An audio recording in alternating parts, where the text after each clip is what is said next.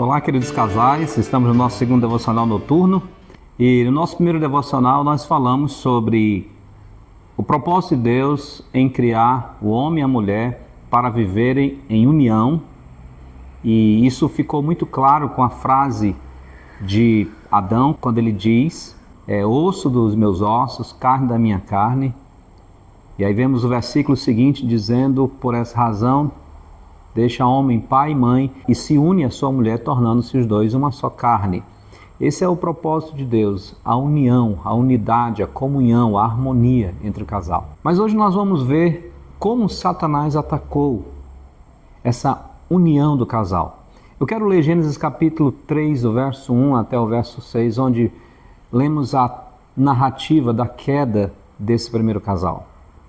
Mas a serpente, mais sagaz que todos os animais selváticos que o Senhor Deus tinha feito, disse à mulher: é assim que Deus disse, não comereis de toda árvore do jardim? Respondeu-lhe a mulher: do fruto das árvores do jardim podemos comer, mas do fruto da árvore que está no meio do jardim, disse Deus, dele não comereis, nem tocareis nele, para que não morrais. Então a serpente disse à mulher: é certo que não morrereis, porque Deus sabe que no dia em que dele comerdes, se vos abrirão os olhos, e como Deus, sereis conhecedores do bem e do mal.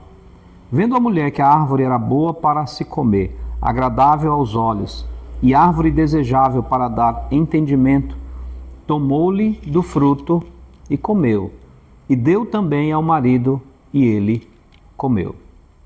Essa é a triste narrativa do começo da desunião do casal. Satanás atacou primeiramente um único membro da família, a mulher. Ele não falou com os dois, não foi um debate entre Satanás e o casal, mas ele atacou um dos membros. E isso me faz lembrar Eclesiastes capítulo 4, verso 12, quando fala que é melhor serem dois do que um só. No versículo 12 nós lemos: se alguém quiser prevalecer contra um, os dois lhe resistirão. O cordão de 3 dobras não se rebenta com facilidade. Quer dizer, o fato dos dois estarem unidos ou deveriam estar unidos fariam com que eles se tornassem mais fortes contra as próprias ciladas de Satanás. Mas nós vemos a desunião da família já implantada aqui neste ponto. E eu gostaria de destacar isso nestes 6 primeiros versículos de Gênesis capítulo 3 da seguinte forma. Há uma pergunta que tem sido fato de debate entre muitos estudiosos desse texto. A pergunta é: Eva estava só? Onde estava Adão? Essa pergunta nos leva a um debate que é muito profundo entre tanto os tradutores quanto os estudiosos desse texto, o qual eu sinceramente não pretendo esmiuçar essa questão. Mas eu quero apresentar as 2 versões mais clássicas do entendimento desse texto, principalmente quando estamos nos referindo ao verso 6, que é: primeiro, Adão não estava com Eva, chegando só depois do ocorrido do diálogo com ela e do convencimento que ela teve de que era melhor comer do fruto. A segunda é: Adão estava com Eva e ouviu todo o diálogo passivamente. Esse debate ele se dá em torno do versículo 6. E como eu disse, para aqueles que quiserem, há na internet vários sites se dedicam a esmiuçar esse debate do versículo 6. Mas eu queria mostrar aqui como, independente se uma versão está correta ou outra está correta, nos leva inevitavelmente ao princípio da desunião do casal. Tomemos a primeira opinião, de que Adão não estava no momento desse diálogo entre Eva e a serpente, e só chega depois que Eva já tomou essa decisão.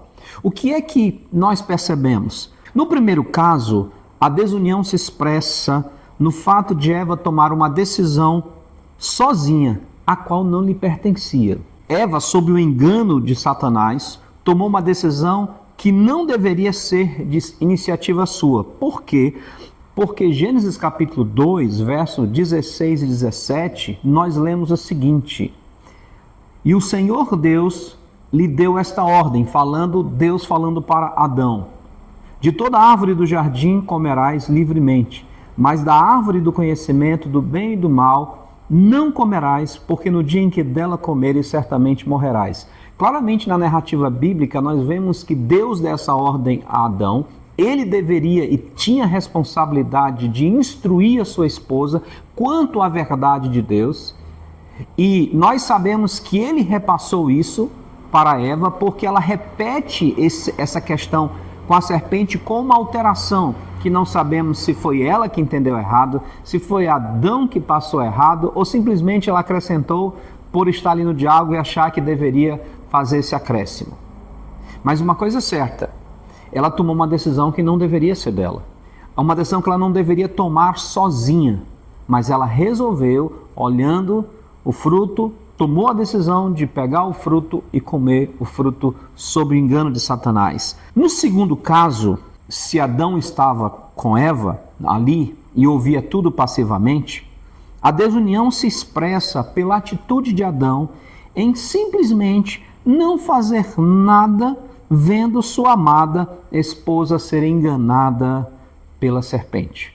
Olha, quando nós estamos falando sobre adoração a Deus, isso é Paulo está falando sobre adoração a Deus no âmbito litúrgico, ele vai falar as seguintes palavras em 1 Timóteo capítulo 2, verso 14. Escute aqui o que diz 1 Timóteo capítulo 2, verso 14. Diz assim: e Adão não foi iludido, mas a mulher, sendo enganada, caiu em transgressão. Ora, se Adão estava junto a Eva, como alguns sugerem que é a tradução correta no caso do versículo 6, isso torna a situação muito mais difícil de compreensão à luz da responsabilidade de Adão, porque ele viu o diálogo indevido da sua esposa e a mentira que Satanás estava implantando, mas permitiu que sua esposa fosse enganada por essa serpente. Então isso mostra de uma maneira ou de outra a desunião do casal que foi iniciada aqui neste ponto. Os dois deveriam ser uma só carne, andar juntos. Nós voltamos lá, por exemplo, para o texto onde Deus fala no capítulo 1, depois de criar o homem e a mulher, de sede fecundos, multiplicai-vos, sujeitai a terra. É uma ordem para os dois deveriam executar a ordem de Deus juntos, unidos. Isso não era só para o homem governar e a mulher, não, os dois deveriam fazer. Os dois deveriam estar juntos nesse projeto de governar a criação de Deus. Então, quando acontece o pecado aqui, nós percebemos que acontece uma desunião, seja a tradução uma ou seja a tradução outra. Ora, vendo que Eva tomou uma decisão sozinha que não deveria, ora, Adão não tomando a sua posição. Adão e Eva não sabiam quem era Satanás, a gente pode imaginar, mas sabiam quem era o Senhor e qual a ordem que Deus tinha dado a eles. Eles conheciam o Senhor, mas isso não foi suficiente para eles. Nem as bênçãos que Deus deu a eles foi suficiente. E Satanás, então, ataca neste ponto, já criando uma desunião no casal. E vemos já aqui nesse texto do 1 ao 6 o princípio do pecado, que é a cobiça. No verso 6 nós vamos ler exatamente isso. Vendo a mulher que a árvore era boa para se comer, agradável aos olhos, desejável para dar entendimento, tomou-lhe do fruto e comeu, e deu também ao marido, e ele comeu. As três manifestações aqui do pecado: a concupiscência da carne, a concupiscência dos olhos e a soberba da vida. Ainda hoje, a cobiça está rodeando os nossos lares. Tiago nos afirma na sua carta, no capítulo 1, verso 14, o seguinte: ao contrário, cada um é tentado pela própria cobiça quando esta o atrai e seduz. Foi o que aconteceu com Adão e Eva. Foram atraídos e a cobiça deles de serem iguais a Deus derrubou a primeira família. Deus não era suficiente para eles. infelizmente. Eles queriam mais. A cobiça faz isso. A cobiça cria a falta de contentamento. Não importa como esteja o seu lar, mas uma coisa é certa: todos os lares lutam contra a cobiça. Porque é isso que Satanás tenta colocar em nossas vidas, não estarmos satisfeitos. Devemos estar vigilantes, cuidadosos com o que esconde o nosso coração, pois os conflitos da vida vão guardando cobiças que aos poucos podem nos atrair. Por vezes olhamos para outras direções e começamos a desejar o que está fora do que Deus tem nos outorgado. Parece uma coisa assim muito técnica para você, mas deixa eu tentar explicar um pouquinho esse fundamento aqui. Muitas vezes os conflitos vêm no lar, e se nós não tivermos cuidado com a nossa cobiça, a gente começa a olhar situações fora do nosso lar e começar a desejá-las. Vou dar alguns exemplos, porque você pode afunilar isso apenas para a questão da área sexual, tá certo? Ou da questão da infidelidade.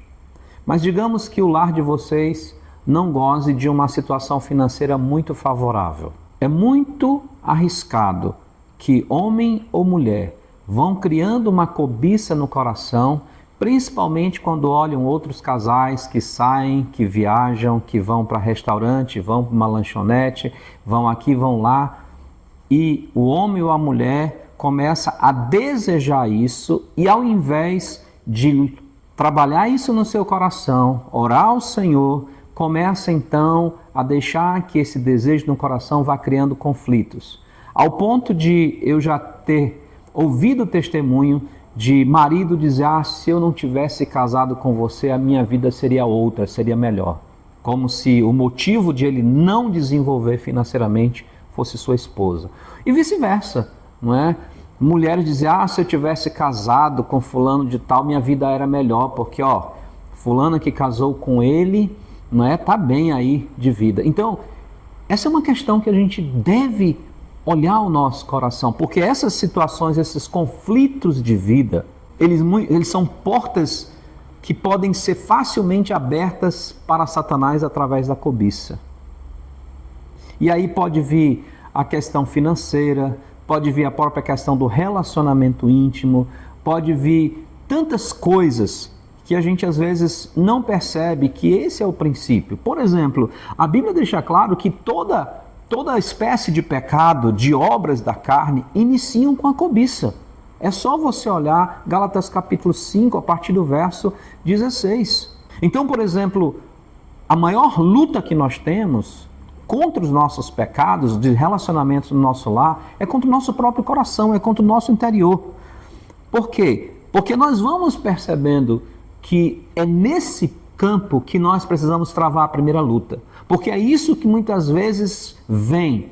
Quando, por exemplo, o cônjuge faz algo que você não gosta, a sua ira vem, começa primeiro no seu coração aquele trabalho de dizer: ele me aguarde porque ele vai ver só. A vontade de explodir, de dizer poucas e boas para o cônjuge por conta de coisa que ele fez ou que ele falou. Então, tudo isso é um trabalho que começa no coração. Porque a cobiça vem no coração, aquele desejo: não, eu vou à forra, já que ele me fez isso, eu vou à forra com ele. Todo casal deve estar bem atento a isso. Porque a gente às vezes pensa na cobiça somente naquela questão da área sexual, que é perigosa e, é claro, também não nasce de uma hora para outra. Ambos devem estar vigilantes sobre situações na família que podem estar gerando, na intimidade, que pode estar gerando uma cobiça que, se não for trabalhada, uma vez consumado, gera a morte e a destruição de um lar que devia estar em união. Não à toa, Tiago vai nos dizer, continuando o texto no verso 15: então a cobiça, depois de haver concebido, dá à luz o pecado, e o pecado, uma vez consumado, gera a morte. Quantas vezes essa situação de cobiça chega a extremos dentro do lar? Morte, sim, Estamos falando de modo geral: adultério, violência doméstica, violência psicológica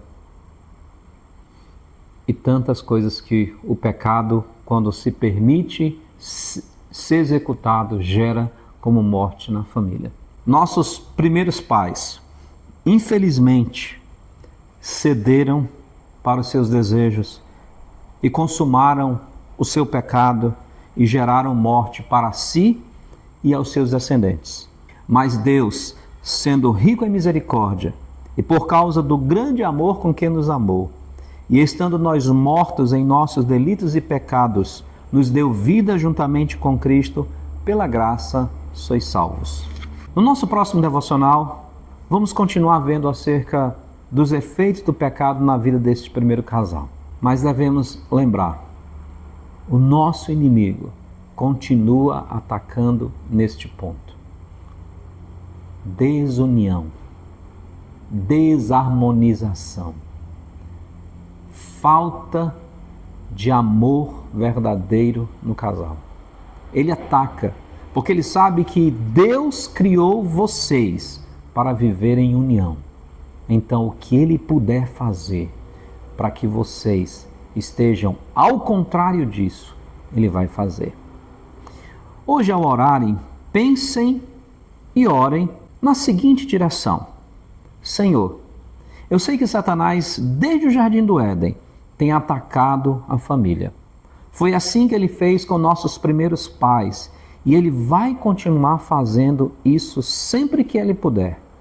Por esta razão, eu sei que meu lar, meu casamento, está sob o constante desejo de Satanás de vê-lo desunido, desobediente aos teus propósitos e princípios, cheio de cobiça e orgulho. Porém, tua graça e rica bondade, que foi demonstrada de forma inexplicável na pessoa e obra de Jesus Cristo, pode e eu peço que nos guarde sempre no teu amor. Amém. Essa é a nossa oração para todos vocês. E deve ser a oração de vocês para mim, para a Mel e para a nossa família. Que o Senhor vos abençoe e até o próximo devocional. Nosso lar abençoar, que ele possa ser esteio contra o mal, faz o leal, sempre firme está, e com o teu poder vem nos manter.